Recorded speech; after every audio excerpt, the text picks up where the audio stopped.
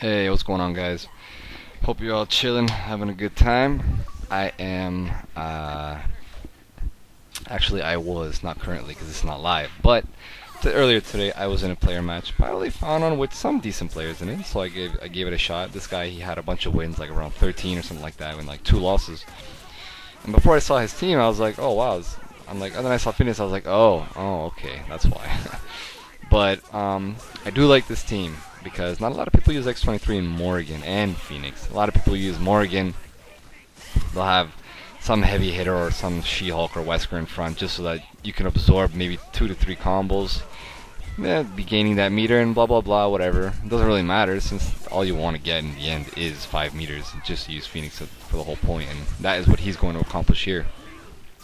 Personally, I don't mind fighting Phoenix simply because my team Hyper actually has stuff going all over the place, right? When Wesker's flying around in the corners, if, like, right here's what I tried to do right here, right?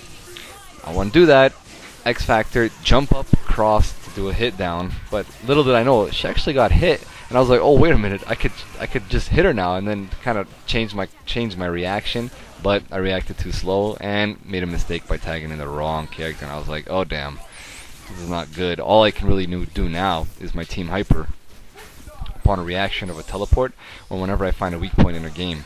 You know, it's one thing, like, here's the thing, right? If you have a team Hyper setup that you can do that has stuff flying all over the screen, especially a beam, you can pretty much take out Phoenix with no problem because anything she sets on the ground, all you do is team Hyper. Because if she has 1 meter, okay, she'll hit you out of it. But if she's just transformed into Dark Phoenix, and you have more than, if you at least you have 2 characters, not 3. You don't need 3. All you need is 2 characters. You need Wesker and Doctor Doom, or if I have Wesker and Deadpool. And in this version of the game, it's really easy because Wesker has such a high health. And there, I just got light punched in the face like 10 times. And at this point, with just Phoenix, with just Morrigan, Morrigan is such a crazy level 3 character with all them fireballs. You just keep shooting them and shooting them and shooting them in level 3. Honestly, she's one of the best. I feel one of the best. The thing is, you just never see a lot of it because not a lot of people like to use Morrigan. But Radio is a good way to counter me using the uppercut Hyper.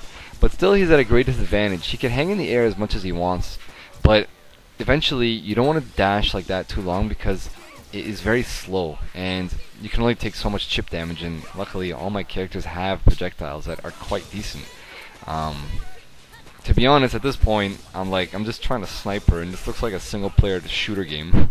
And I tag in Deadpool because I'm like, whatever, I'll just start using my grenade instead. It'll be a lot easier. But so I beat that individual, and then I play another one who's coming in, and I really like this team. Wolverine and Sentinel. Whenever I see a Sentinel backing up a Wolverine, I am such a happy guy because Sentinel is my team is basically anti-Sentinel. There's so many projectiles that get thrown around the screen, and he's so slow that he never has a chance, an opportunity to actually even shoot out his drones because they're so slow. Not only that, it's just all you need to do is hit Sentinel and the drones go away. Not a lot of people do that. They like to just block and fight the drones. Just shoot Sentinel, they go away. You know, I love Ryu as a character. I'm glad we're probably going to be seeing some upgrades in him and seeing a lot more people use him. As much as people don't like his charge Hyper, it's just an option you have now. Like I said, you gotta make sure it does more damage than if you did just a single Hyper combo, right? You know, that's the reason why you do these kind of things. And, here's the thing. In Street Fighter 4, or in any other single one-on-one fighting game, Grenadian Hypers, which are also known as Hypers that do, like, you get a time limit but a power-up, are very popular and very, very, very good. Well, that's one-on-one. If you fought Ryu one-on-one, and he uses charge-up Hyper, you don't want to get anywhere near him. You don't want to get anywhere near double trigger mode. You don't want to get near Wolverine when he's in Berserk, his charged up mode. But when it's one-on-one, that's what you don't want to do. When there's a team Hyper, yeah, you don't really care because you could shoot some stuff out and you could deal with it. This time around, I really hope we see some good changes. I'm actually really excited to finally see a good balance. There's only one thing a lot of serious players have with the game. It's just people don't want to die in one combo.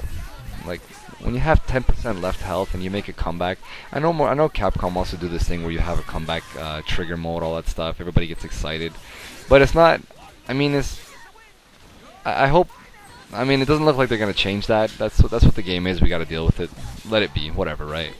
But like, I mean, the thing is when you have 10% left health, half the characters I play, if they have just chip damage left and they don't have much health left, they're gonna die. And I love what I do here. I'm like, forget it. I'm gonna waste all my 4 meters. I'm just gonna kill this girl.